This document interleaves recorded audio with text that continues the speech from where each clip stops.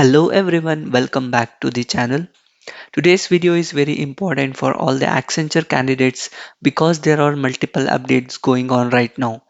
Interview results, onboarding dashboard mails, pre-assessment confusion and training process. A lot of students are confused after receiving different types of emails. Some got congratulations mail, some got onboarding dashboard mails, and some got pre-assessment updates. So in this video, I will clearly explain everything step by step, what each mail means and what you should do next. First, let's talk about the congratulations mail.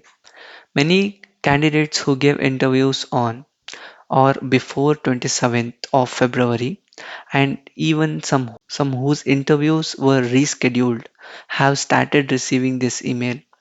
This email clearly says congratulations, you are a step closer to be a part of Accenture family. Now what does it mean? This means you have successfully cleared the interview process, but this is not your final onboarding yet. It's just confirmation that you are selected. Also, if you haven't received this mail, don't panic. Accenture is releasing results in phases. Phase 1 and Phase 2 are already ongoing. Phase 3 may or may not happen. It completely depends on the company requirements. If they need more candidates, Phase 3 will come, otherwise, it might be skipped. So, the key point here is don't compare with others and stay patient. Now, coming to the onboarding dashboard email, many candidates are receiving emails saying your Accenture onboarding dashboard. This is very important.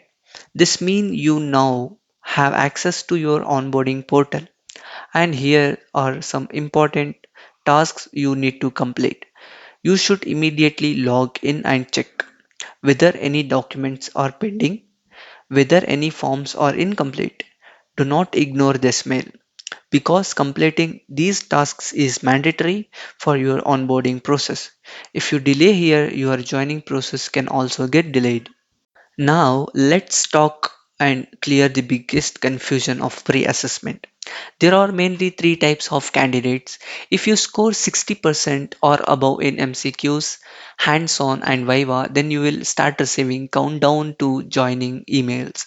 This means your onboarding process will move faster. Candidates who failed the pre-assessment, if you didn't clear and didn't pass, don't worry. Right now, there is no immediate update for you, but you are not rejected. You will still go through the normal training process. Candidates who skipped the pre assessment, if you selected no and didn't take the test at all, still no problem. You are also part of onboarding process and will follow this standard training path. Now, for those who failed or skipped the pre-assessment, here is what will happen next. First, you will go through the primers training, which lasts around 2 to 4 weeks. After that, you will go through the stream training, which can last around 7 to 10 weeks, depending on your role. Once training is completed, there will be a final assessment. Only after clearing this assessment, your official joining date will be get released.